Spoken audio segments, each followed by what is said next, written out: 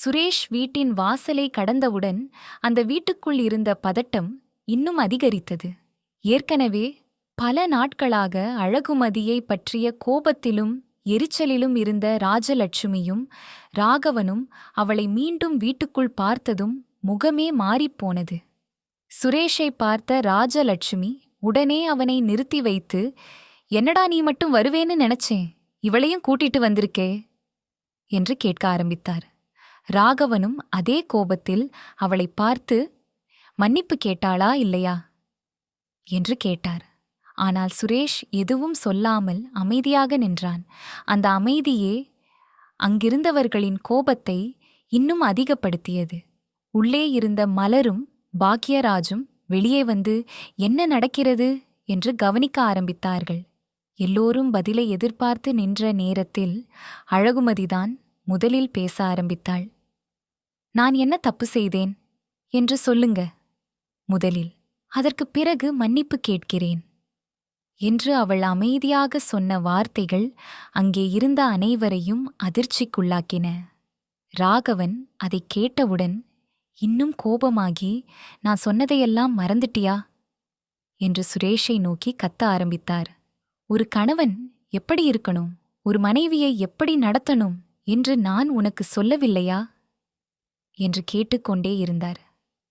ஆனால் சுரேஷ் அந்த விவாதத்தில் ஈடுபட விரும்பவில்லை.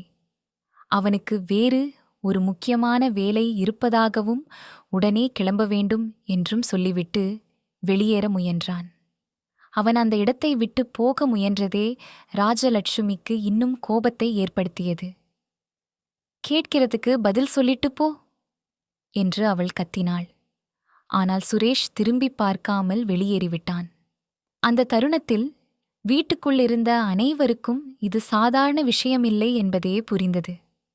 ஏனெனில் இதுவரை எல்லோருக்கும் தலை குனிந்து நடந்த சுரேஷ் இப்போது எதையும் பொருட்படுத்தாமல் நடந்து கொண்டிருந்தான்.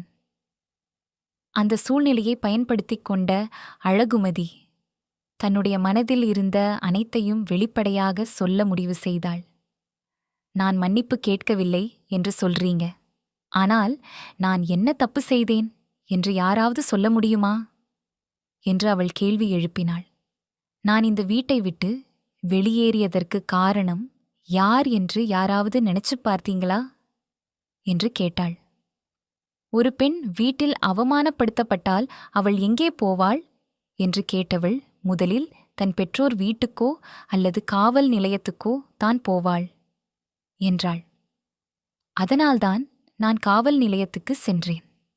அங்கே நான் அனுபவித்த அவமானங்களையும் எனக்கு நடந்த அநியாயங்களையும் புகார் அளிக்க நினைத்தேன். ஆனால் அந்த புகாரை கூட யாரும் ஏற்கவில்லை. ஏன் ஏற்கவில்லை என்று உங்களுக்கே தெரியும்" என்று சொன்னவள் அங்கே இருந்த அனைவரையும் நேராக பார்த்தாள். அழகுமதி பேசிய ஒவ்வொரு வார்த்தையும் ராஜலட்சுமிக்கும் ராகவனுக்கும் பிடிக்கவில்லை. ஆனால் அவள் சொன்னவற்றில் உண்மை இருந்ததால் உடனடியாக மறுக்கவும் முடியவில்லை. அந்த நேரத்தில் மலர் அழகுமதியை உள்ளே வரச் சொன்னாள். ஆனால் ராஜலட்சுமி அவளை நிறுத்தி, "இன்னும் பேசட்டும்" என்று கூறினாள். உடனே அழகுமதி ஒரு விஷயத்தை தெளிவாக சொன்னாள். "நான் இங்கே பிரச்சனை செய்ய வரவில்லை, யாரையும் அவமானப்படுத்தவும் வரவில்லை. ஆனால் என்னை அவமானப்படுத்தியவர்களிடம் உண்மையை மட்டும் சொல்ல வந்திருக்கிறேன்" என்றாள். அவள் பேசும் விதம் பழைய அழகுமதி போல இல்லை. முன்பு எதையும் சகித்துக்கொண்டு அமைதியாக இருந்த பெண் இப்போது ஒவ்வொரு கேள்விக்கும் நேராக பதில் சொல்லத் தொடங்கியிருந்தாள். அந்த நேரத்தில் பாக்யராஜ் சூழ்நிலையை சமாளிக்க முயன்றார். ஏற்கனவே இந்த வீட்டில் நடந்த விஷயங்கள் அக்கம் பக்கத்தினருக்கே தெரிந்து போயிருக்கின்றன. இதை மேலும் பெரிதாக்கினால் எல்லோருக்கும் பேசுவதற்கான விஷயமாகிவிடும் என்றார்.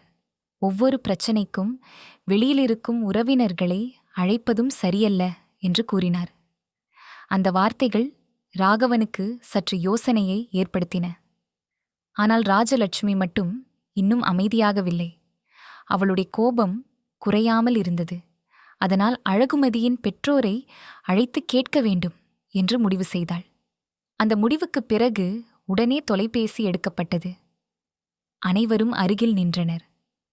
ஸ்பீக்கரில் பேச வேண்டும் என்று ராஜலட்சுமி சொன்னதும் அழகுமதியின் பெற்றோர் அழைப்பை ஏற்றனர். ஆரம்பத்தில் மரியாதையாக பேசத் தொடங்கிய ராஜலட்சுமி சில நொடிகளில் தன்னுடைய உண்மையான கோபத்தை வெளிப்படுத்த ஆரம்பித்தாள். உங்க பொண்ணு எங்க பையனை மிரட்டி இந்த வீட்டுக்குள்ள வந்திருக்கா என்று குற்றம் சாட்டினாள். ஆனால் மறுமுனையில் இருந்த அழகுமதியின் தந்தை அமைதியாகவே பதில் சொன்னார். எங்க பொண்ணுக்கு நாங்க உண்மை பேசவும் நியாயத்துக்கு நிற்கவும் தான் கற்றுக் கொடுத்திருக்கோம் என்றார். அந்த பதில் ராஜலட்சுமிக்கு பிடிக்கவில்லை. அதற்குப் பிறகு நடந்த உரையாடல் இன்னும் கூர்மையானதாக மாறியது. உங்க பொண்ணை இப்படி வளர்த்ததால்தான் இப்ப எங்களுக்கு எதிராக பேசுறா என்று ராஜலட்சுமி சொன்னாள். ஆனால் அதற்கும் அமைதியாகவே பதில் வந்தது. தப்பை தப்பு என்று சொல்வது தவறில்லை. யாராவது அநியாயம் செய்தால் அதை எதிர்க்க வேண்டும் என்பதைத்தான் நாங்கள் கற்றுக் கொடுத்தோம் என்று கூறப்பட்டது. அந்த வார்த்தைகள் அங்கிருந்த பலருக்கும் சிந்தனையை ஏற்படுத்தின. ஏனெனில் அவர்கள் எதிர்பார்த்த பதில் அது இல்லை. உரையாடல் அங்கேயே நிற்கவில்லை. சீர்சனம் பற்றிய பேச்சு வந்தது. உங்க பொண்ணுக்காக என்ன செய்தீர்கள் என்று ராஜலட்சுமி கேட்க ஆரம்பித்தாள். அதற்கு அழகுமதியின் தந்தை மிகவும் தெளிவாக பதில் அளித்தார். ஒரு பெண்ணின் சந்தோஷம் பொருள்களில் இல்லை, அவள் வாழும் வாழ்க்கையில்தான் இருக்கிறது என்றார். திருமணம் எப்படி நடந்தது என்பது உங்களுக்கும் தெரியும், எங்களுக்கும் தெரியும். அதனால் எப்போது தேவையோ அப்போது என்ன செய்ய வேண்டுமோ அதை நாங்கள் செய்வோம் என்றார்.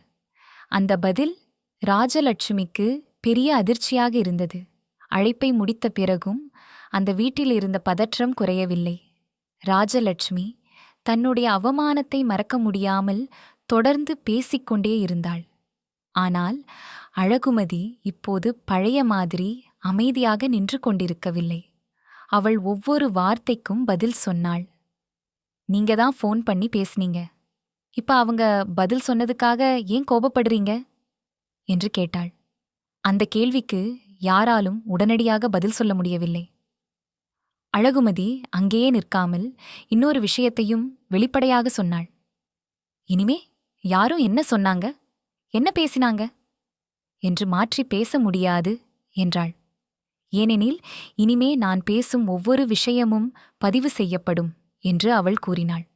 அந்த ஒரு வார்த்தை ராஜலட்சுமிக்கும் ராகவனுக்கும் மிகப்பெரிய அதிர்ச்சியை ஏற்படுத்தியது.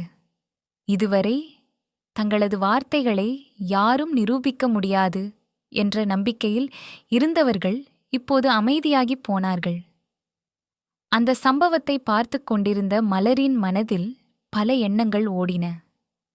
அழகுமதி பேசும் ஒவ்வொரு வார்த்தையிலும் தன்னுடைய வாழ்க்கையின் பிரதிபலிப்பை அவள் பார்த்தாள். எத்தனை ஆண்டுகளாக தான் அனுபவித்த அநியாயங்களை நினைத்தாள். எத்தனை முறை தன்னுடைய மனசு உடைந்திருந்தாலும் யாரிடமும் சொல்லாமல் இருந்ததை நினைத்தாள். ஆனால் அழகுமதி இப்போது பயப்படாமல் பேசுவதை பார்த்தபோது அவளுக்குள் ஒரு புதிய தைரியம் உருவாகத் தொடங்கியது. மலர் சமையலறைக்குள் திரும்பிச் சென்றபோதும் அவளுடைய மனதில் அந்த எண்ணங்களே இருந்தன. இனிமே யாராவது சொன்னதற்காக ஓடிப்போய் சிறிய சிறிய வேலைகளை கூட செய்யக்கூடாது என்று அவள் முடிவு செய்தாள். மரியாதை என்பது அடிமைத்தனம் அல்ல என்பதை அவள் புரிந்து கொண்டாள். ஒரு மனிதருக்கு தன்னுடைய மதிப்பு என்ன என்பதை முதலில் அவனே உணர வேண்டும் என்பதையும் அவள் உணர்ந்தாள். வீட்டின் மற்றொரு பக்கத்தில் ராஜலட்சுமியும் ராகவனும் அமைதியாக அமர்ந்திருந்தார்கள்.